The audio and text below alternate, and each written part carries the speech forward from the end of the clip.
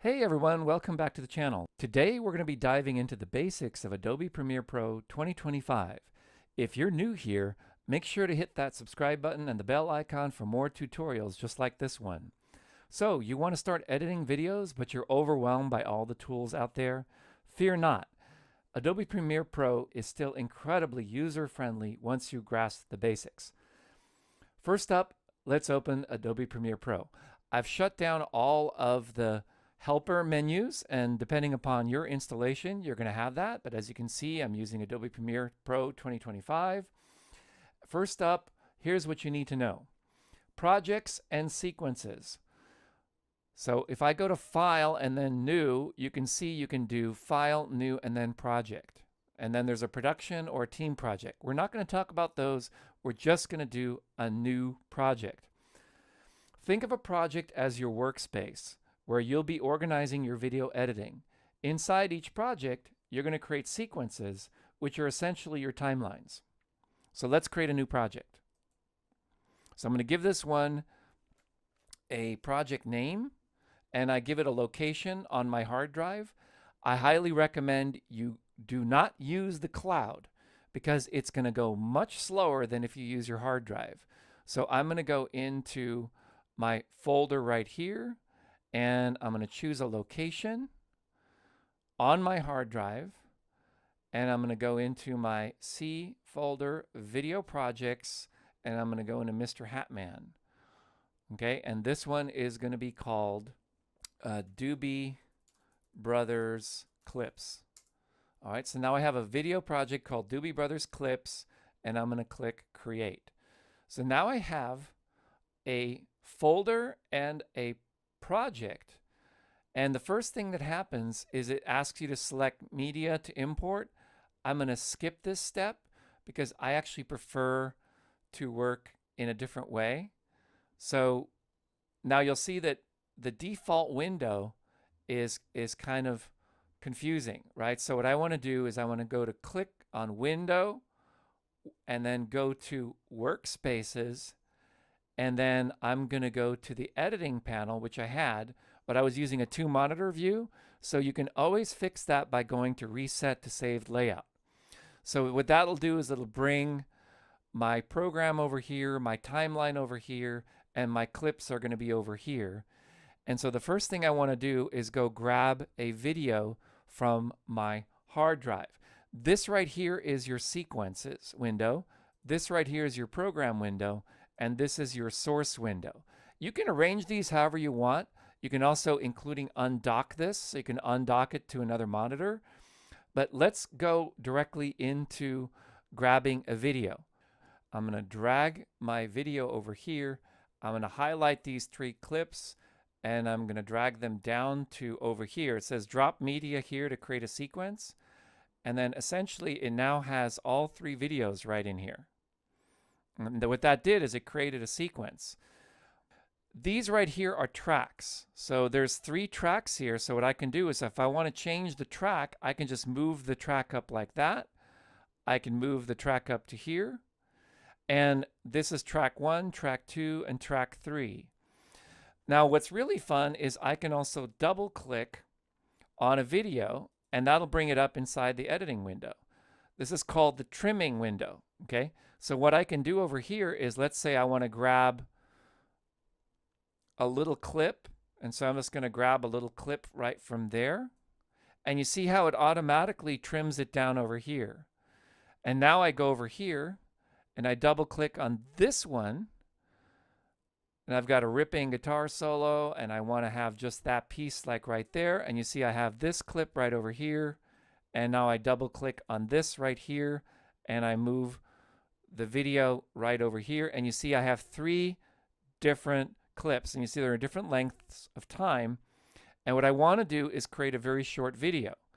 So one of the very coolest features is called ripple delete. So if I want to stack these videos, you see there's a gap here, there's a gap here, and there's a gap here. So all I do is I click right here and I go ripple delete, and then I can go over. Now the thing is, because these are on different tracks, I actually want to move them back to the same track. I showed you there are multiple tracks, but in order for ripple delete to work, they need to be on the same track. So now I click ripple delete here.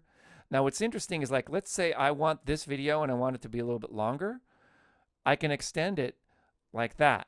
Now I can also go in here and double click on this video. This right over here is the zoom tool.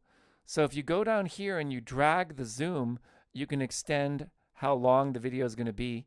This is the brightness tool. So that's opacity 0, that's opacity 100. I can double click on this right here, and I can also extend it right here on the timeline if I want to make it longer, or I can also do that over here on the cutting window. When I ripple delete it right here, I can ripple delete right here, and these will be hard cuts. Now, when you're editing these videos, what's really useful is you can also go over here to the sequence and you render selection or render in to out or render effects in to out. What this will do, if I do render in to out, it's now going to make video previews of all 3 videos, and you see how it's going to turn it from yellow to green. And what that does is allows you to see a really nice preview so that you can line up things, especially for your audio tracks, to be able to make things happen extremely well. So here I'm using 3 of my music videos to create a seamless montage. And what we're going to do next, in order for the seamlessness to happen, we're going to use a couple of effects. And the effects are going to be the audio effects panel. Now the audio effects panel, we can go here to the window and we go to effects, or we can go to the workspace and change this to effects, and you'll see it redoes all of the effects in a different way. So if I go here again, I've modified the effects one, so I want to go back to workspaces, reset to saved layout. Okay, and now I have all of my effects in one place. And you see over here we have effect controls. And what I want to do is I want to actually grab an effect, and the effects are over here by default on the right side.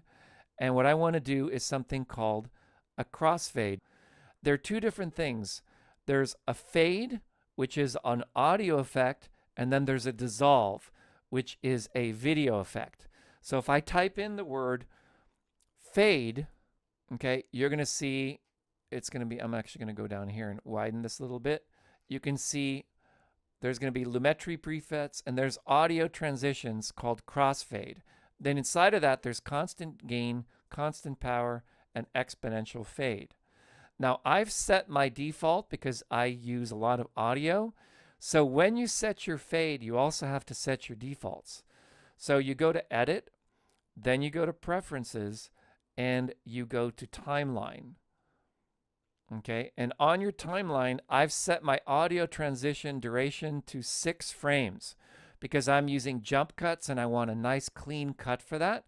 But instead, I'm going to make it 60 frames. That's about well, actually, let's make it 30 frames. So it's about a half a second of length.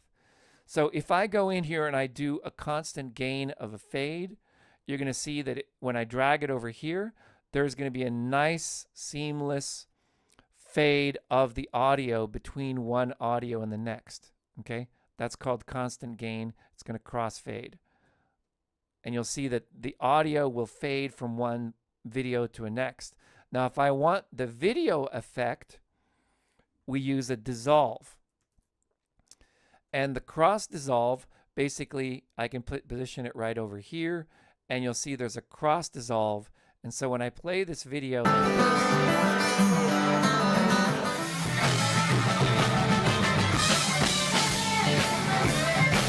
and so now you can see that basically there's a nice even audio and visual fade between these tracks. I know I covered a lot here. Go back and replay this video. I wanted to give you all the basics of what you need to command Adobe Premiere Pro. Once you get the hang of it, it's super simple. So once again, to recap, simply drag your clips onto the timeline, trim them, adjust their positions, or even overlap them for creative transitions. And these are the core concepts. Adobe Premiere Pro might look complex with all of its bells and whistles, But starting with these basics, you can produce professional looking videos. Remember, practice makes perfect. Don't get discouraged if things don't look right initially. Keep experimenting and soon you'll be making sophisticated videos just like the pros. Final step, we need to export this. So you can just click over here. This is import, edit, and export. Once I click export, I'm going to go over here and pick the final destination of where I want it to be. And it's going to be in the same folder, MrHatman, and it's going to be the Doobie Brothers. So I'm just going to export that video. Over here, you can change your preset. I'm going to pick YouTube 1080p Full HD. If you need to add more presets, you add them right over here. And you go in and click that. Format is perfectly fine. And so then you click export. And in less than a minute, I will have a finished clip of the Doobie Brothers for my channel. So I hope that you enjoyed this video. Please like and share it with others, and I'll see you in the next one.